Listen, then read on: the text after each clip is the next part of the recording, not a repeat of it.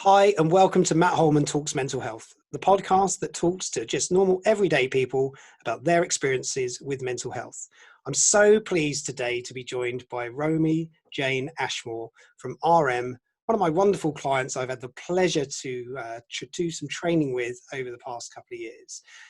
Romy and I crossed paths or met first in April 2019, and I just remember sort of traipsing up to Nottingham one day to do this training delivery, and this amazing group of people turned up. Romy's going to introduce herself and her role within RM and her role within society, of course, as well. But I think from the conversations that I've had with Romy over the last few weeks, what's impressed me the most is she's reached out to me. She wants to talk passionately about mental health with me, which I think is fantastic. So I'm never turning down the opportunity to talk to anybody about mental health. And yeah, it's just a great conversation to continue with. So thank you, Romy, for joining me today. I really appreciate it. And I'm going to leave it to you to do your own introduction, please. Hi, it's great to talk to you again, actually. I'm Romy. I work for RM. I am the EA to the Managing Director and the Senior Leadership Team, which is fairly busy, to be fair. But I got involved with the mental health. I volunteered for the training all that time ago, really thinking that it was going to be a case of having a cup of coffee and a piece of cake while we sat down and spoke to people or talked to people about anything they might be facing. None of us actually realised that we would be facing anything like the last 8-9 months. It's been quite a revelation. Amazing. Well, welcome to this conversation. Thank you so much for giving me some time today during no doubt a very hectic schedule for you as well. So really do appreciate that. So what we're going to do, we're going to talk, as we always do, openly about these conversations of mental health. First things first, I'd love to get a little bit of your background and experience up until the moment we met, I guess, in 2019, that April day in Nottingham. Sort of some background experience from you, if possible, why you ended up taking that training. Basically, I grew up abroad in the Middle East. I came back to the UK 7.5 years ago, and the two countries to work are very different. Obviously, the Middle East is much more you go to work, you do a job, you go home and you get back up the next day and you do it all over again. Back in the UK, I found that employers here actually had a major impact. They're very concerned about staff, about their well-being, and it was quite a revelation to go back 7 years, I suppose. Really, in my mind, mental health has come to the forefront much more over the last 5-6 years than it would have done before.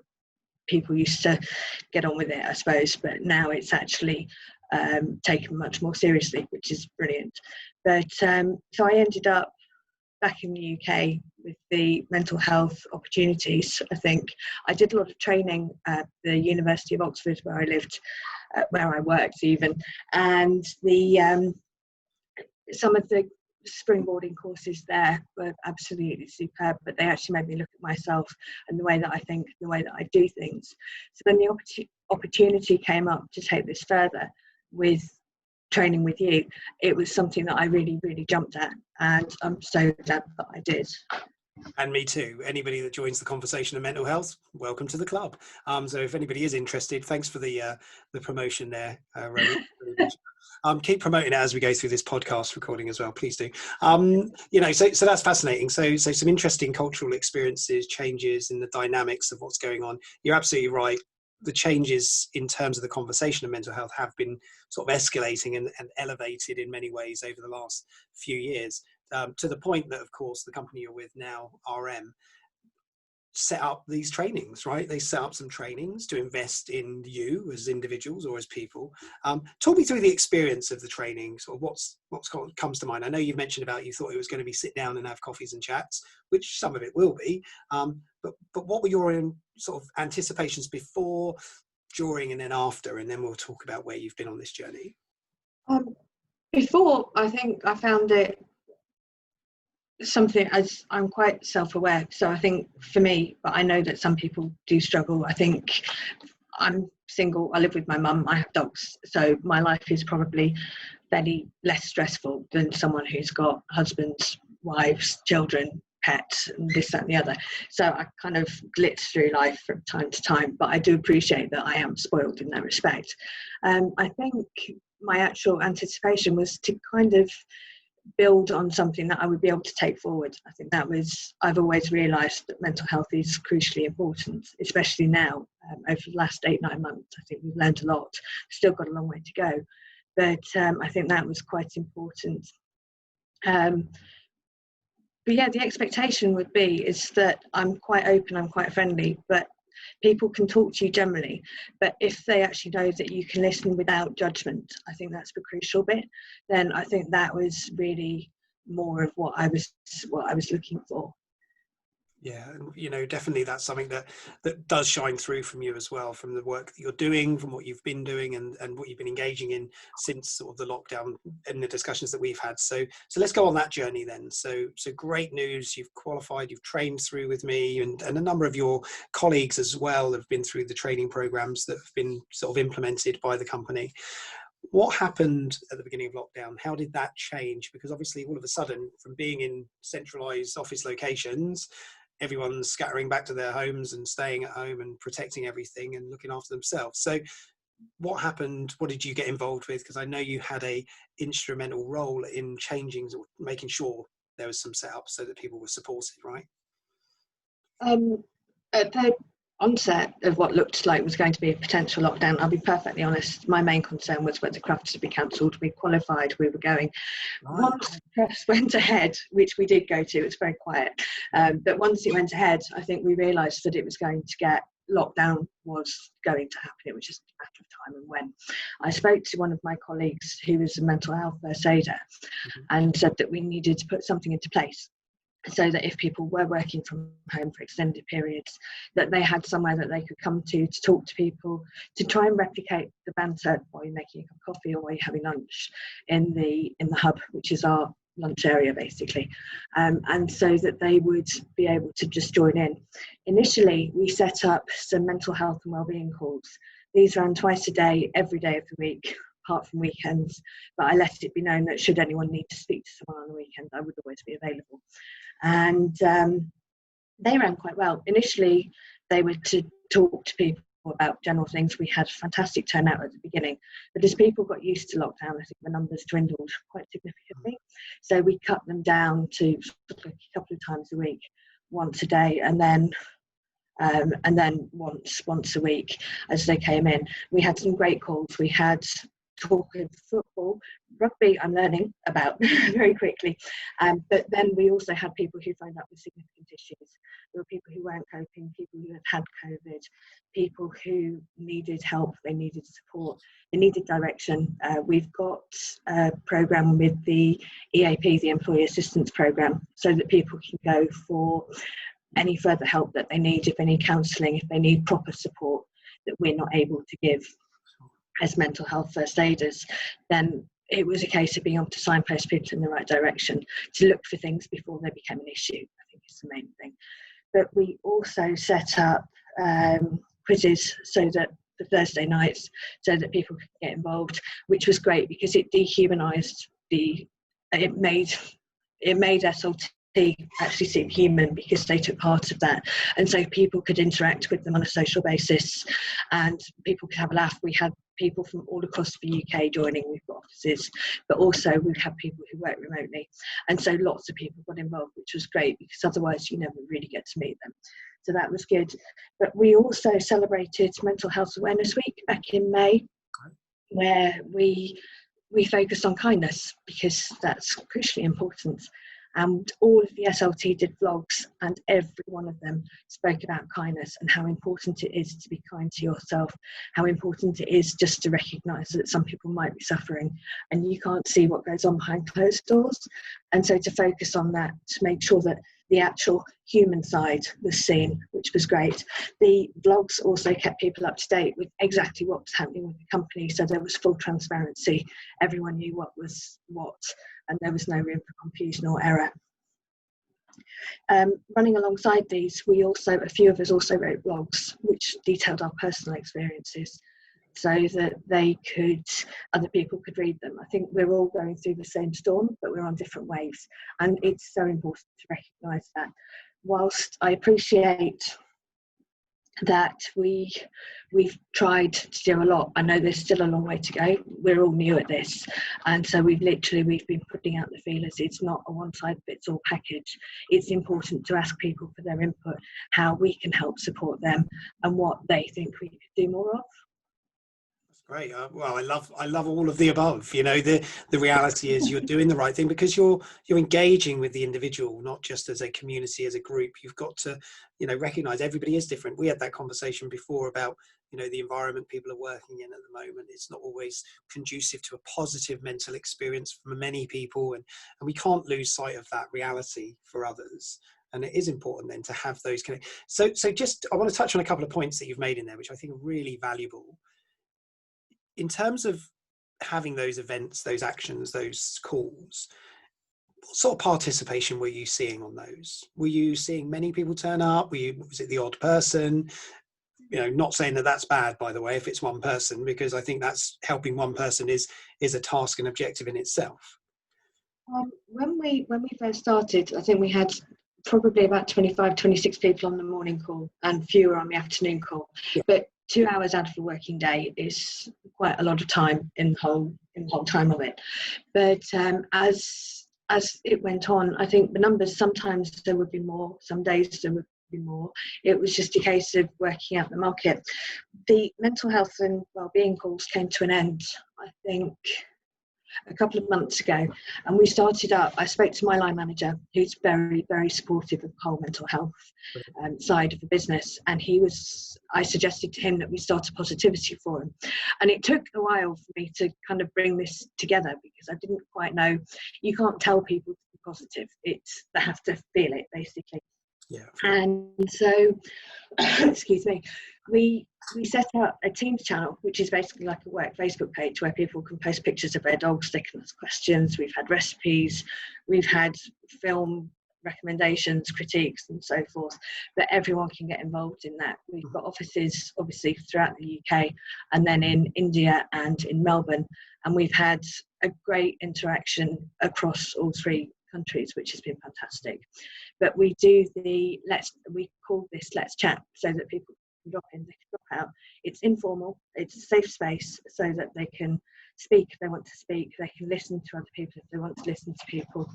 And then ultimately we do one call a week for that, which is great. We have people joining from Melbourne. The call is at 8:30 on a Friday morning, which is literally, I think, 6-7 o'clock in Melbourne on a Friday night. And they're giving up the first part of their weekend to join in a call and talk to people like me, which I think is absolutely amazing. So, yeah. Oh my God, yeah, that's brilliant. And again, you know, another great idea, positivity forum, sharing positive thoughts, affirmations, quotes, things like that. I think it is really important. You know, we're never going to forget that there is struggle. We're never going to forget that people are feeling challenged and overwhelmed and anxious about the environment that's currently upon us.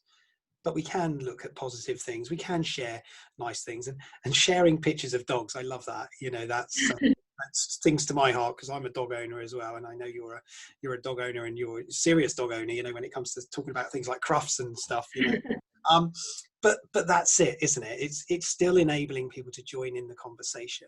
Just this morning, there was some, you know, real serious challenges around loneliness and isolation. That's something that must be front of mind for you as well as an organisation, about all of your colleagues around the world. And you've said it, Australia, India, you know, the UK. How much have you done around that sort of connecting people, making sure people stay that connected? I know you've said about the different systems that you've set up, the different calls, but what have you encouraged others to do or to participate in doing? Has there been communications around that as well? We've had a lot. Communication throughout our posts increased magnificently, to a point that now we get regular updates. There are regular internal communications that come out across the company, just to get people involved, but they tell people how they can do this. There's nicely, that sounds awful, how you can do this, but how people could update their tax code and things like that, which is it's all relevant, because ultimately we want to save as many pennies as we can. And Christmas is coming, so it's important. But to actually get involved in that sense, the Let's Chat is obviously, that is across the whole of RM, so people can get involved. We've got events coming up, or because there's no Christmas parties this year, so we normally have a kick-off presentation every Christmas, followed by Christmas parties and so forth. So that this year will be across the whole of RM, which will be amazing. I think there's probably just over 1,000, and so to get all of those people into 4 or 5 different sessions would be great. But the content will be relevant. It's what people are interested in listening to, which is always brilliant. But just to kind of strive towards that whole one RM rather than just different divisions and different people. I think over the last 8 months, I've been working with RM for 2.5 years now, just over 2.5 years, and I feel so much more involved in it now as a company than I ever did when I was actually meeting people in the office and talking to people in the office, which I think is quite interesting, because you don't expect that to happen. You'd expect it to be more remote and distanced. But I speak to my line managers every week without fail, and but I speak to other people as well, and for that to happen, it's been a significant achievement, I think. That's brilliant. And that may continue, that has to continue in those conversations. It's fascinating when you say, in terms of where we're at, we're not in the physical sense connected, of course, we're not in the same physical location, but the technology and the environment that we're in now has enabled us to actually connect. And I think that's an incredible sort of realization for a lot of people. Do you find that you see people more now, even though you're not with them? I'll confess, before lockdown, I would never, ever, ever do a video call. I hated it. I hate looking at myself. And now it's automatic, unless it's sort of like really, really early, but I will make a point. I wear contact lenses. And so when I've got my glasses on, I've been out with guys for 2 years who didn't know I wore glasses. I'm that phobic. And so it's literally a case of now it's always on video, and it doesn't matter. I've seen people's kitchens, they've seen mine, we've seen different rooms, different portraits and so forth. And I think that's the difference, because now you're talking to people, but rather than just going into a meeting, sitting down and getting on with it, now you can start a Teams call. Hi, how are you? Yes, fine. How's this? How's that? I've seen people's children. I was talking to somebody's child the other day on the phone. It was just like, okay, fine.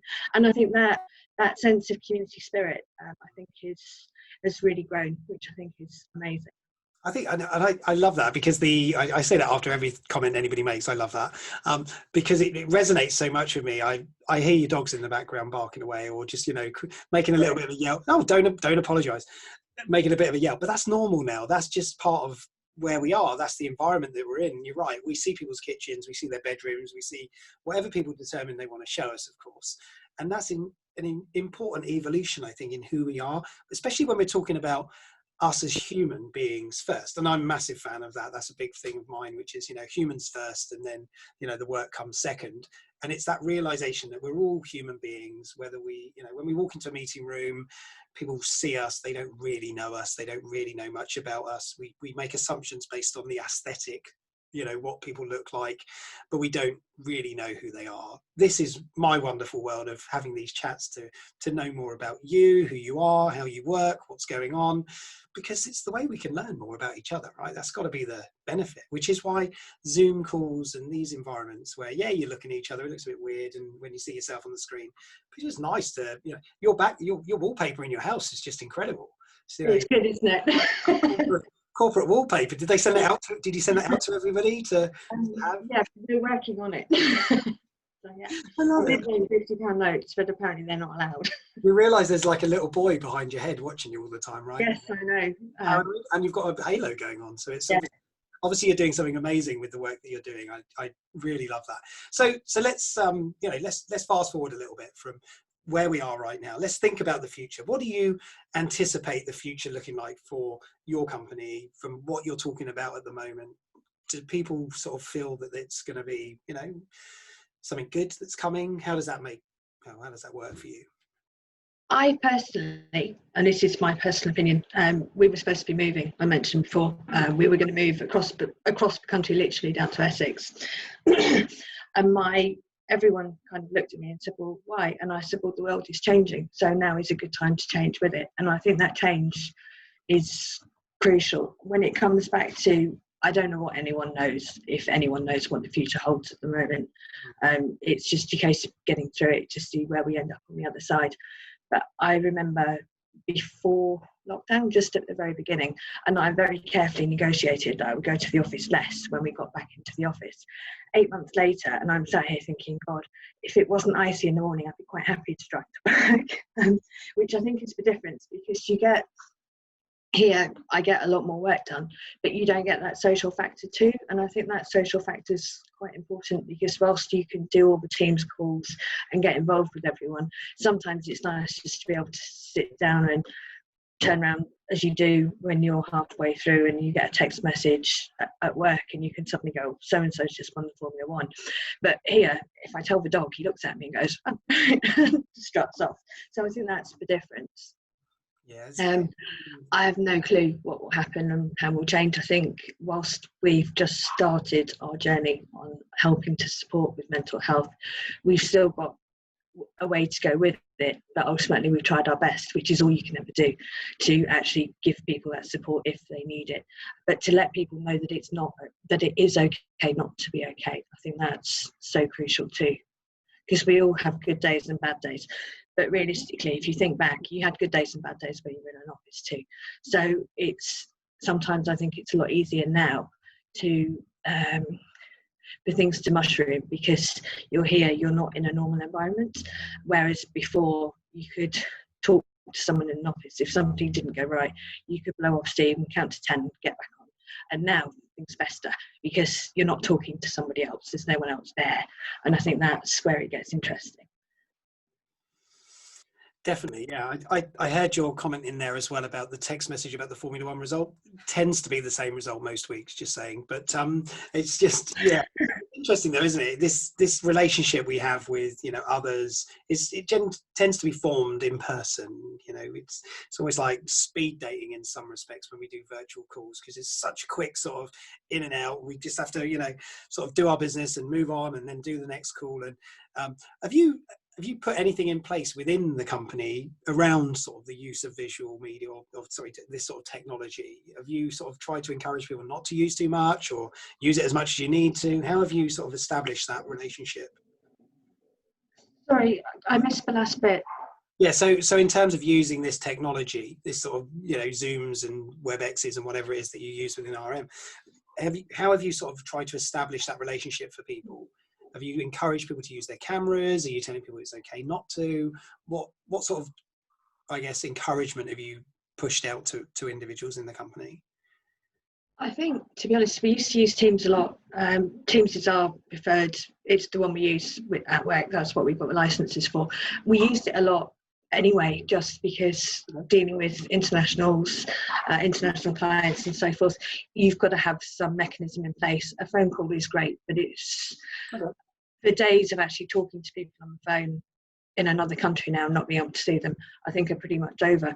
Mm-hmm. And so I think everybody just embraced it. We got on, we all had Teams, the updates came out and they keep coming out. And so it's getting better and better as we go through. And I think that kind of works. At some point, it'd be nice to think that we'll actually be sat in a meeting room and somebody will be sat a metre away from us, but still at the same table. But we've just got to wait for that to come back. Yeah. And in the meantime, we've got this world. Yes. You know, this is still a real world. It's just, you know, we talk to each other through a very small camera on our computers, and thankfully we have this technology. Yeah. Yes, very much so. Thankfully it exists today whilst we're going through these crises, so that we were able to stay connected. I was on a Teams call and my network wasn't that great. So the person I was talking to turned his video off. I turned my video off so we could get a decent connection. And he actually turned around and said, "You can't see me, Romy, but I'm actually waving my thumbs up." I was just like, okay, fine. He was waving his thumbs up because I'd said something, and he was literally like that. Okay. Yeah. It was quite interesting, but it's quite strange to go from that, seeing somebody on video and then having a conversation without video. I hate it now if people don't have their videos on. And I was the person who was resolute. I was not going on camera. And now I get really frustrated by it all. Wow. There you go. Who knew that would be the case, right? No, I miss myself on camera. I don't miss myself. I like to see other people. I usually I refer know. to myself as the blob in the middle. so, so yeah. I know. It's crazy, isn't it? But this is the way we're evolving. We're evolving very rapidly. It's very interesting. I've been doing some work with some companies around managing mental health, and so the thing that I'm finding fascinating is if you compare how people were managing in the workplace to now managing remotely actually is doing very, very well. People have adapted to this remote management much better than face-to-face management. So there is a lot of value in here, and I'm sure as things evolve, you're doing a lot of work around sort of the mental health support, the psychological impact, which is going to be great. It's going to be great in terms of not great, good, but great in terms of lots of people struggling. We're already seeing a lot of those statistics start to flow out now. And it is just really important to connect, stay connected, keep in touch with people. So all those things you're doing, you've got to continue. Mm. I'd say that to everybody. Don't think your journey's finished yet. There is no finish line with this. And you recognise that as well, right? Yes, absolutely. I think with the Let's Chat forum, that I think will just kind of stay. There's no end date on the meeting invites. As new people join the company, I'm the first person to get in touch and say, right, this is available, and this is available. Don't be shy. I think that's a phrase that I've used more than anything else this year. Don't be shy in coming forward. We're all going through something. I mean, it's just the nature of the beast. You can't get out of this. It's not going to go away at any time, and so it's important that people know they're supported from the first step they walk through the door. I think it must be quite strange starting a new job in a company where you've never been to the office, you've never physically met the people that you're working for or with, and so to actually get involved, I think that takes some guts and some strength. And a lot of people who are going through that very experience, right now, with the Yes. changes to their employment, the new employers, and yeah, it's a worry. You have to think differently. The thoughts have to be slightly different when you can't go and meet your new colleagues straight away off the bat and get involved in those sort of first conversations. So it takes a while. I was speaking to somebody just this morning actually, and they said that somebody had joined their team 4 months ago. They've never met one of their colleagues. And that's just incredible. Even they were trying to schedule something during the middle of between lockdown 1 and 2, and they just didn't manage to get it done. And this person's still outstanding, to see their colleagues in person. And I made a comment that I thought quite interesting, which is I don't even know how tall you are. I can see you on screen. I haven't got a clue how tall you are. I don't know, what you look like really, with the exception of this screen. That's just what it is, right? That's what it is. No, I know. It'll be strange, I think. It will, yeah. People are going to have a lot of anxieties around the first sort of contact again, I think, and that's something we have to be factoring into those mindsets. We are coming to the end of this half an hour, which is just incredible. Believe it or not, we're not far away. So, in terms of sort of roll up, wrap up, whatever you want to call that, sounds like a market thing, doesn't it, or a carnival approach to things. Maybe that's my next profession. So, from me, huge thank you for you having this opportunity right now to make a massive difference in your organization. So I just want to say thank you for doing that, because you have been really instrumental in charging with this piece that says we need to look after people. I love that. That's amazing. 2 years ago, or not quite 2 years ago, but back in April of 2019, you started that journey yourself, from thinking, okay, I want to do more, I want to learn more. You joined one of the training sessions, you learned more, I hope, open your eyes to this world of reality of what's going on. You've worked with some of those amazing colleagues of yours within RM in terms of developing ideas. So brilliant stuff. So keep going and just really never give up on that. The hope thing is so important, just keep that hope out there, keep that hope alive for those people who might be struggling. And for anybody that listens to this, always know there are people out there to talk to. It really is an important part. Romy, any last words from yourself? Anything you want to say? I'd just like to say thank you so much, A, for getting me started on this journey, but B, I think we've been in touch through LinkedIn, but I've always felt that I'm able to come back to you with any questions, anything I might think, which is actually a really nice fallback, if that makes sense. But I've actually genuinely really enjoyed talking to you, so thank you very much. And hopefully I'll see lots more of your podcasts coming up. Well, this is where we invite lots of other people to get involved, and the good news is there are already lots of people that want to get involved in these podcasts.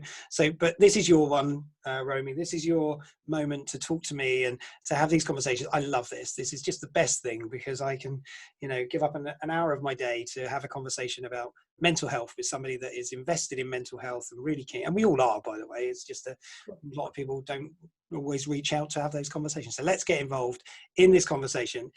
As I always close out these podcasts, if anybody is struggling with anything at the moment, if you do need additional support or help, Samaritans is always there to offer a listening ear, a non-judgmental listening ear. And you can always contact Samaritans on 116 123 any time of the day. Because right now people are struggling. We know there are lots of people that even in their workplaces, they may have the right support in place in any workplace setting, but they might not feel comfortable reaching out and talking to people. So always know there is a resource there that can support you through some of those conversations. Just have a chat. This is exactly what this is, just a chat. And really do make sure you take care of yourself, look after yourself, and look after others. So thank you so much, Romy, for your time today. I appreciate that.